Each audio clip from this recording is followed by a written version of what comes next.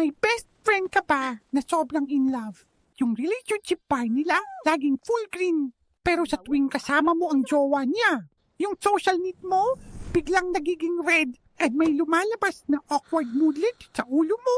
Paano mo sasabihin sa kanya na hindi mo feel ang partner niya nang hindi nagkakaroon ng enemies status sa friendship nyo?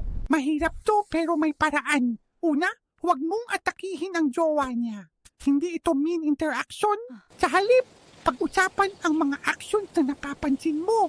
Halimbawa, napansin ko, hindi kanya pinapakinggan ang kapag nagsasalita ka. Pangalawa, gamitin ang iMessage skill. Imbis na ang sama ng ugali ng jowa mo. Sabihin mo, ako ay nag-aalala para sa iyo kapag pinapakita nito ang care, hindi panghuhusga. Isipin mo, ang friendship nyo ay parang isang rare collectible. Ayaw mong masira ito dahil sa maling dialogue option. Ang goal mo ay suportahan siya, hindi sirain ang relasyon niya.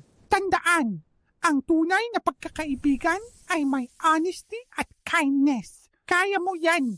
Plus 100 friendship points for you.